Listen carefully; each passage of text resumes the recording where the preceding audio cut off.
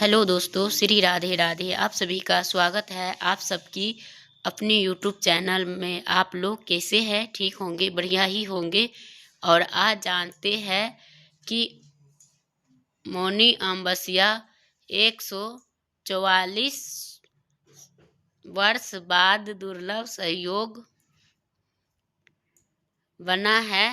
तो आप लोग ये मौनी अमावस्या 29 जनवरी को करें ये उपाय, जिससे कि आपको रातों रात बना देगा करोड़पति। तो ये है। तो चलिए दोस्तों, वीडियो को लास्ट तक देखिए। और ये सहयोग इस बार इसलिए लगा है जो कि इस बार कुंभ मेला है, और आप लोग जानते हैं कि कुंभ मेला में ऐसे हर एक दिन 5 करोड़ लोग आते ही आते हैं। और जो 29 तारीख का दिन है और योग है, वो आपको 29 तारीख तक के खूब भीड़ रहेंगे। तो जो लोग अभी तक जा चुके हैं उनके लिए तो कोई बात नहीं, 28 तक के स्नान ध्यान करके आ जाए। और जो लोग नहीं गए हैं तो उनके लिए ये है कि से आप लोग इतना ध्यान ज़रूर रखें कि जो आपको जाने और आने से उस दिन 29 तारीख को कम से कम कहा जा रहा है 10 करोड़ आदमी से ऊपर तक के आने के संभावना है, और इस हिसाब से तैयारी किए गए हैं। तो जो लोग नहीं गए हैं वो लोग मतलब 29 तारीख के बाद ही जाए तो अच्छा है। नहीं तो उसमें बहुत सारे बच्चे, बहुत सारे बड़े लोग भी, बुजुर्ग भी बहुत सारे गुम हो रहे हैं। अगर गुम हो भी रहे हो तो वहाँ पे जो है जमा केंद्र है, और वहाँ पे जाके सबको जमा करता है तो वहीं पे वो मिलते हैं।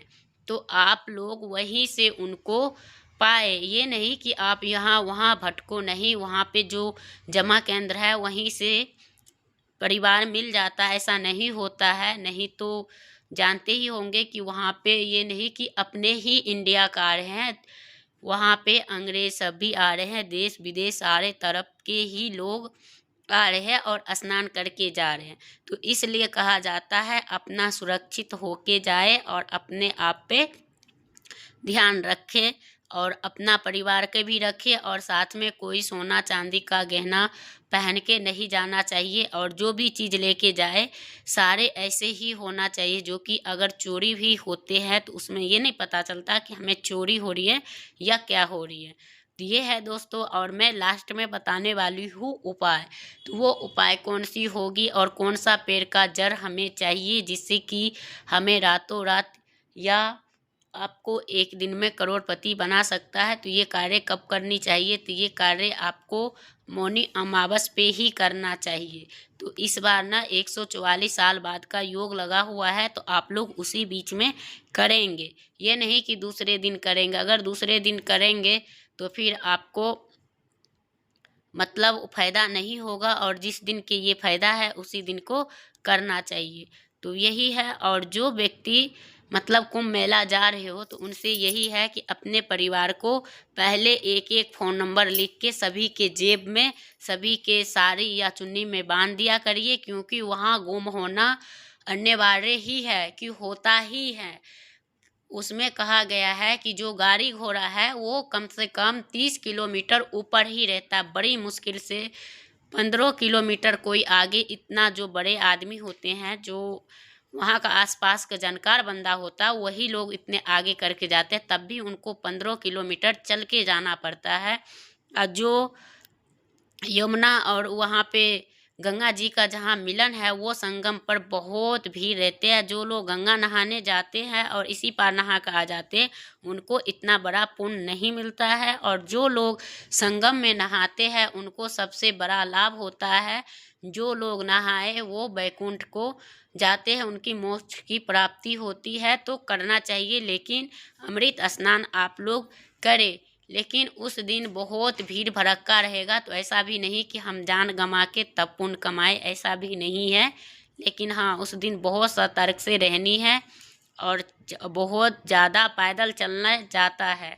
तो ये सब सोच समझ कर जाना चाहिए। और जब जाए तो एक दूसरे में मैं देखी हूँ कि कपड़ा बांध के तब जाए, क्योंकि नहीं तो फिर उसमें से जो गुम हो जाता है तो वो जल्दी मिलता नहीं है। उनको कई हफ्ता कई दिन लग जाते हैं और दोनों परिवार इधर रोते बिलखते रहते हैं। तो इसलिए इस चीज़ के लिए आप सब सावधान होके जाए।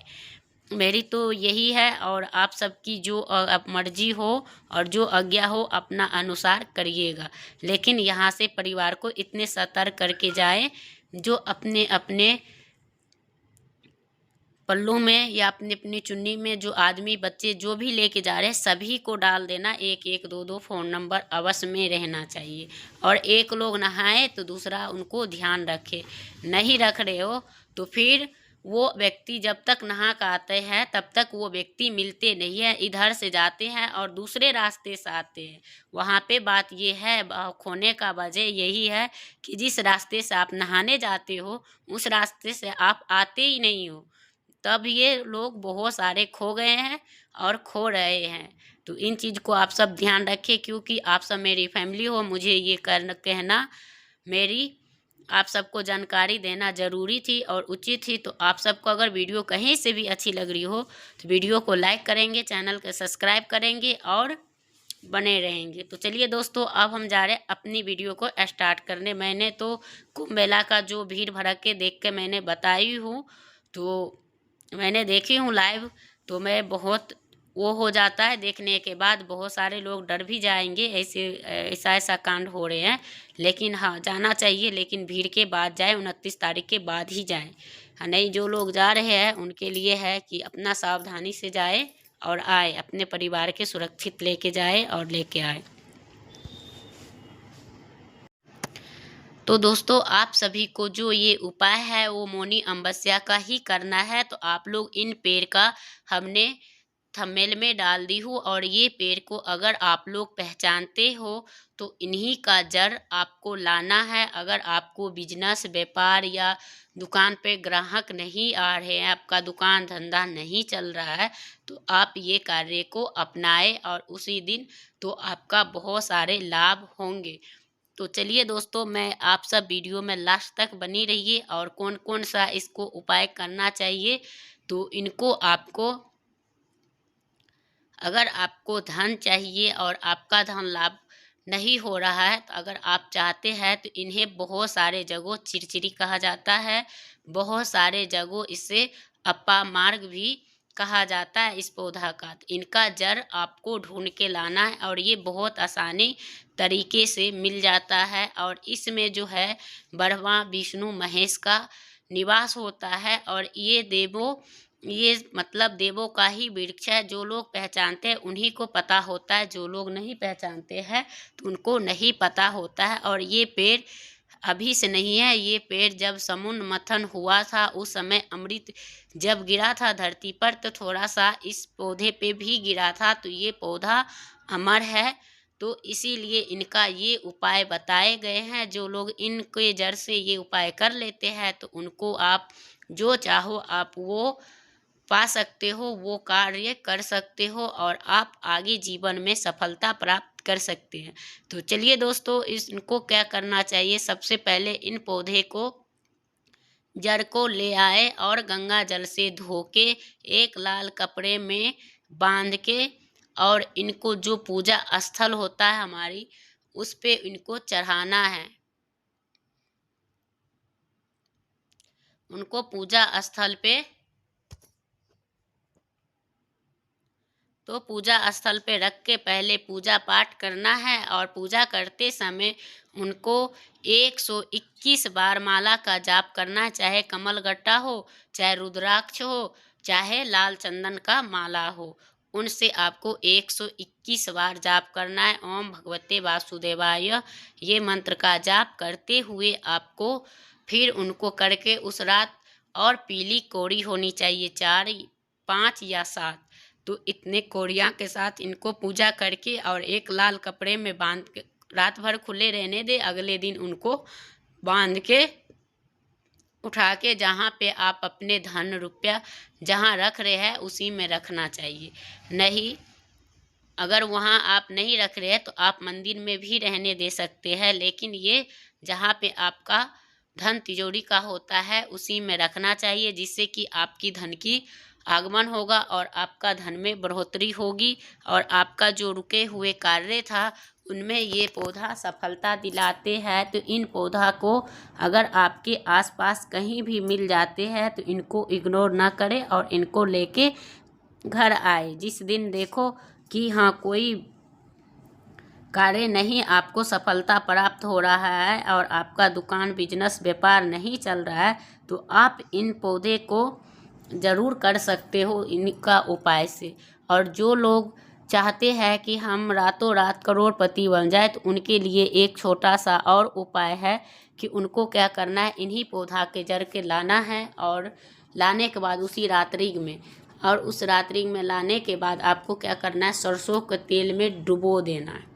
गंगा जल से पहले धो देना है, धोने के बाद सरसों के तेल में डुबो देना है। डुबोने के बाद आपको क्या करना है, एक लाल कपड़ा में उनको लपेट देना है। लपेटने के बाद आप पहले पूजा करना है। पूजा करने के बाद पूजा जैसे करते हैं तो दीपक उपक सब कुछ जला लेना चाहिए। फिर उनके बाद आप चाहो तो माता लक्ष्मी का जाप कर सकते हो, चाहो तो ओम भगवती वासुदेवाय का जाप कर सकते हो, चाहो तो आप गायत्री मंत्र का भी जाप कर सकते हैं। लेकिन 121 बार ही करना है दोस्तों। ये करने के बाद आपको क्या करना है, वो जो आपने तेल में चपूड़ के उनको कपड़ा में लपेट के रखे हो उनको उठा के पूजा वाला स्थल से उठा के लानी है और जिस तकिए के ऊपर आप सो रहे हो उसी तकिया के नीचे इनको दबा दे, मतलब नीचे रख देना है और उनके ऊपर सो जाना है। सोने के बाद अगले प्रातःकाल उठ के और आपको इन चीज़ों को आपको बहते हुए जल में, चाहे जितना दूर में हो चाहे पास में हो, वहीं पे जाना है और यहाँ वहाँ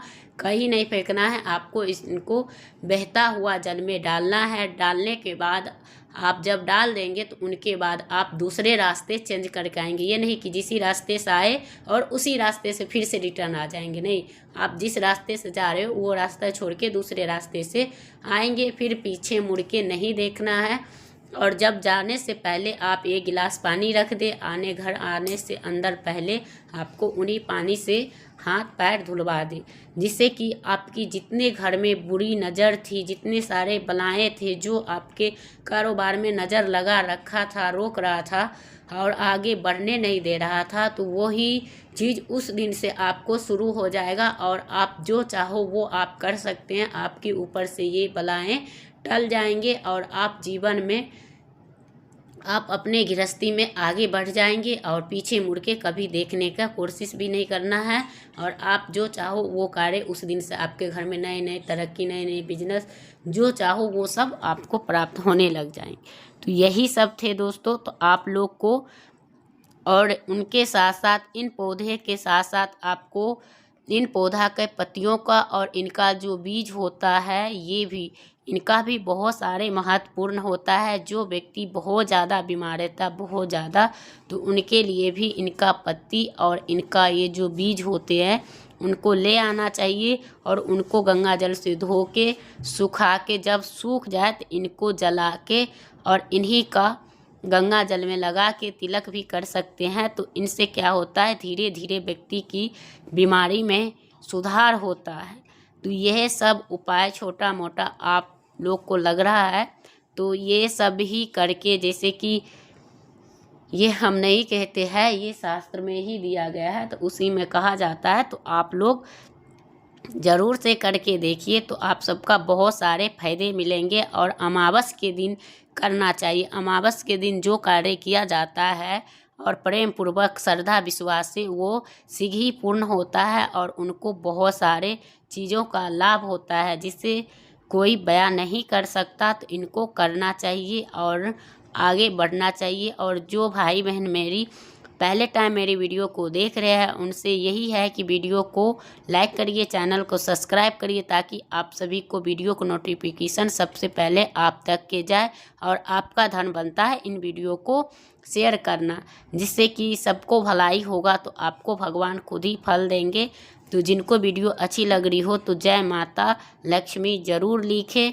और मैं भी तो देखूं कि मेरे कितने सारे फैमिली है जिन्हें अपने घर में माता लक्ष्मी को बुलाना चाहता है वही लोग इन वीडियो को लाइक कर सकते हैं, और जिन्हें नहीं चाहिए तो वो लोग नहीं कर सकते। अगर चाहो तो आप ये उपाय कर सकते हो। तो दोस्तों मैं वीडियो करूँगी यहीं पे एंड, फिर मिलते हैं एक नया वीडियो के साथ। तब तक के लिए श्री राधे।